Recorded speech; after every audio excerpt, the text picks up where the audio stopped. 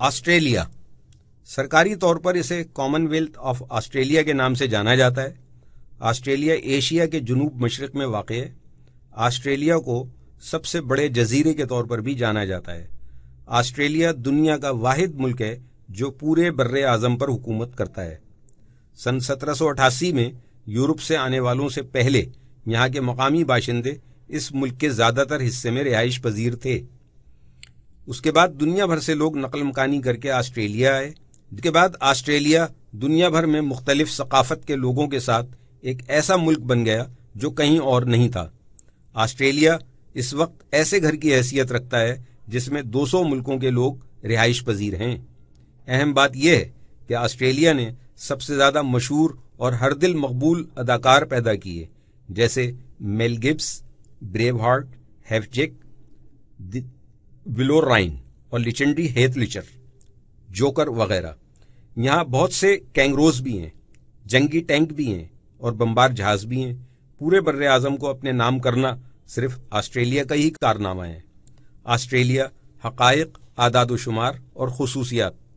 ہمسایہ ممالک: Papua New Guinea یعنی گنی، رقبہ 29,69,907 مربع میل، آبادی 23.39 ملین، دارالحکومت کینبرا، ریاست کی سربراہ ملکہ الزبتھ دوم، گورنر جنرل کوئنشن براس، وزیر اعظم Tony Abbott, currency Australian dollar, مرکزی درآمدات petrol, nuclear reactor, electrical سامان، ادویات، پلاسٹکس وغیرہ، مرکزی برآمدات دھاتیں، اون، گوشت، اناج، زندہ جانور، مشینری، کاپر وغیرہ۔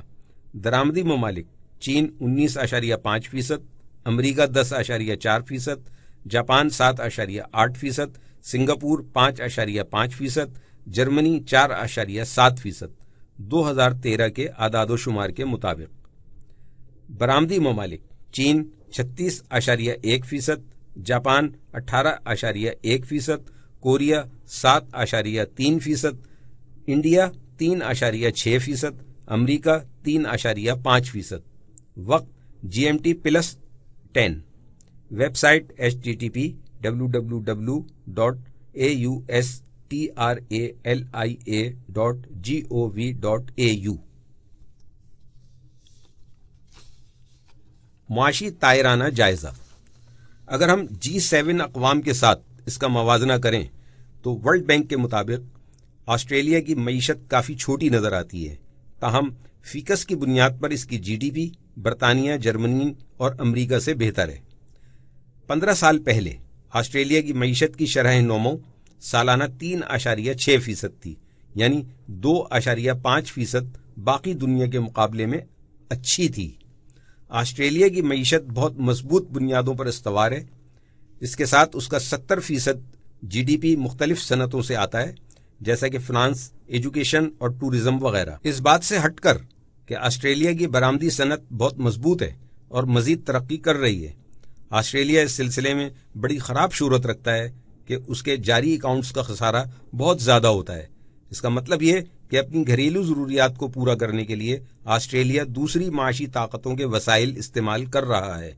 انضباطی اور مالیاتی حکمت عملی۔ Reserve bank of Australia RBA Australia کی مرکزی گورننگ باڈی ہے جو کہ مانیٹری اور مالیاتی امور کا جائزہ لیتی ہے۔ ہم RBA کے مقاصد کو 3 حصوں میں تقسیم کرتے ہیں: اپنے ایکسچینج ریٹس کو برقرار رکھنا، اپنی نشو و نما کو یقینی بنانا، روزگار کی صورتحال بہتر رکھنا۔ ان معاملات کو دیکھتے ہوئے اور افراط زر کے اتار چڑھاؤ کو قابو میں رکھنے کے لیے RBA افراط زر کی شرح 2 سے 3% تک رکھنے کی کوشش کرتا ہے۔ آسٹریلیا کی اپنی کرنسی کی قدر بڑی محفوظ ہے، غیر محسوس طور پر قابل بھروسہ معاشی ترقی کی طرف لے کر جا رہی ہے۔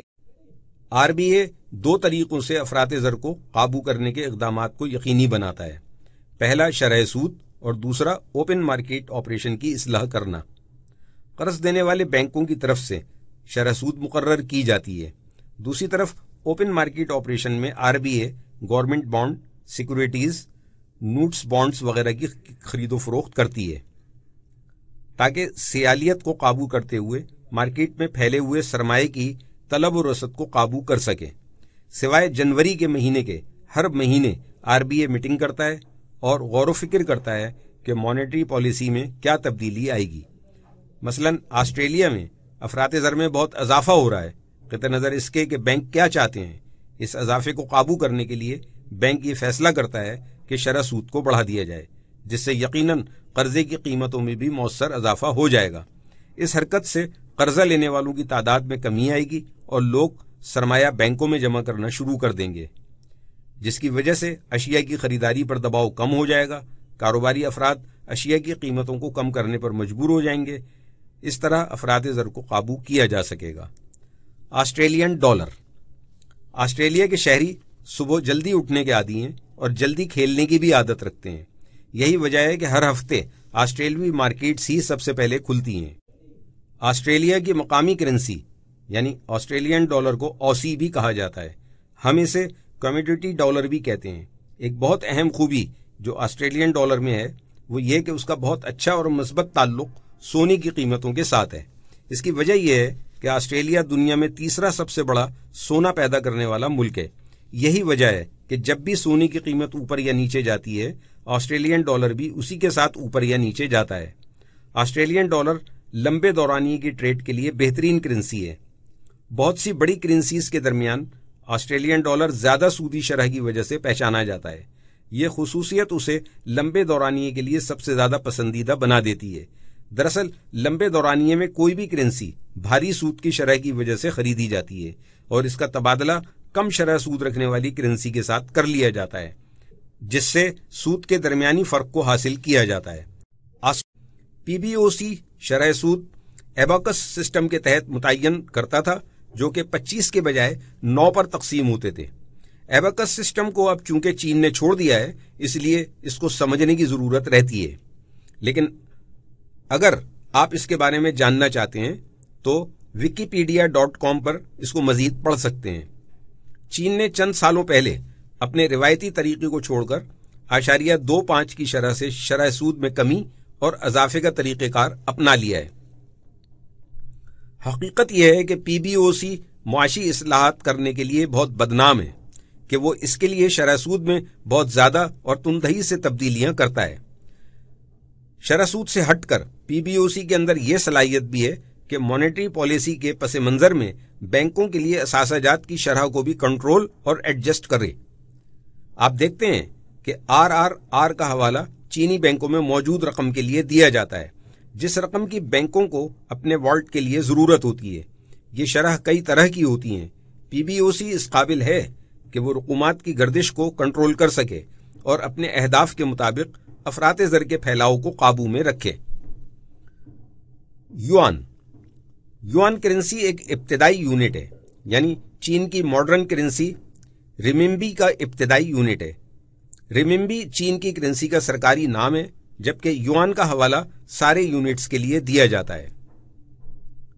اگرچہ چین ابھی اپنی ایکسچینج ریٹ پالیسیز کو حتمی شکل دینے کے مرحلے سے گزر رہا ہے اور اس میں اصلاح کر رہا ہے اور ابھی تک یوان کرنسی ڈالر کے سامنے اتنی طاقتور نہیں ہوئی ہے، اس کا مطلب یہ ہے کہ اگر امریکی ڈالر اوپر یا نیچے جاتا ہے تو یوان کرنسی کی قدر بھی اسی حساب سے حرکت کرنے لگ جاتی ہے.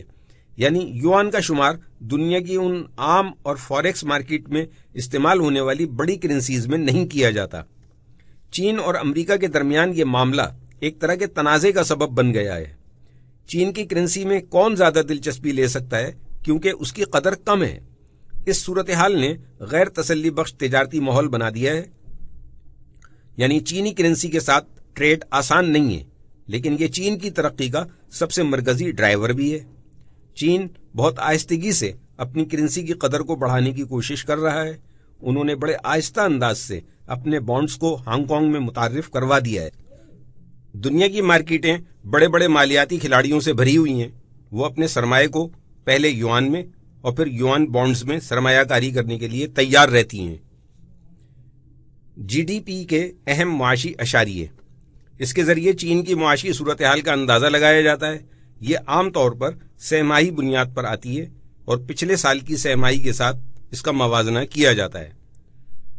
Consumer price index CPI PBOC چین کی CPI پر بڑی گہری نظر رکھتا ہے کیونکہ یہ بتاتی ہے کہ مخصوص ادوار میں قیمتوں کی سطح میں کس قدر تبدیلیاں رونما ہوئی ہیں۔ اگر سالانہ CPI رپورٹ چینی حکومت کے ہدف سے بڑھ جاتی ہے یا کم ہو جاتی ہے تو PBOC اپنی مانیٹری پالیسی کو اگلے ریٹ سیشن کے لیے بہتر انداز میں استعمال کرنے کی منصوبہ بندی کر لیتا ہے۔ تجارتی میزانیہ چین کی معیشت کا ایک بڑا حصہ بین الاقوامی تجارت پر مشتمل ہے، جس کا مطلب یہ کہ تجارتی میزانیوں کو عام طور پر ملکی ترقی کے لیے سب سے بڑے اشاریے کی حیثیت سے جانا جاتا ہے۔ شرح سود جیسا کہ ہم نے پہلے ذکر کیا کہ PBOC اس لحاظ سے بدنام ہے کہ وہ مانیٹری پالیسی کے اندر جارحانہ تبدیلیاں لے کر آتا ہے جب بھی وہ محسوس کرتے ہیں کہ چین کی معیشت کنٹرول سے نکل رہی ہے یا اس کو مزید جوش کی ضرورت ہے۔ یوان کی تجارت اگرچہ یوان عام طور پر تجارت کے لیے استعمال نہیں ہوتا، لیکن اس کا یہ مطلب نہیں ہے کہ آپ چینی معاشی ریلیزز کے بعد اپنے لیے کوئی پپ حاصل نہیں کر سکتے۔ چین کی معیشت کے بہت بڑا ہونے کی وجہ سے اس کے معاشی معاملات کا بڑا گہرا اثر ان تمام ممالک پر پڑتا ہے جو اس سے کسی نہ کسی طرح وابستہ ہیں۔ ان میں سے ایک آسٹریلیا ہے۔ چین آسٹریلیا کا سب سے بڑا شریک ہے۔ چین ہر سال $150 بلین کی ایکسچینج آسٹریلیا کے ساتھ کرتا ہے اور اس کے پیچھے اس کی مصنوعات کا کمال چھپا ہوا ہے۔ چین کے معاشی اعداد و شمار آسٹریلین ڈالر پر بھی اثر ڈالتے ہیں جو کہ بڑے کرنسی پیئرز میں سے ایک ہے۔ چین کی طرف سے مضبوط معاشی ڈیٹا سامنے آنے کا مطلب یہ ہوتا ہے کہ آسٹریلوی تجارتی اشیاء کے لیے چین کی طلب میں اضافہ ہو سکتا ہے، جبکہ کمزور ڈیٹا اس کے الٹ تصویر پیش کرتا ہے۔ چین کی معیشت دنیا کی سب سے بڑی معیشت ہے۔ اس کے معاشی اعداد و شمار کا مارکیٹ کے مجموعی رجحان پر اثر پڑتا ہے۔ اگر چین کی معیشت سست روی کا شکار ہو جائے تو ٹریڈز بھی محدود ہونے لگتی ہیں۔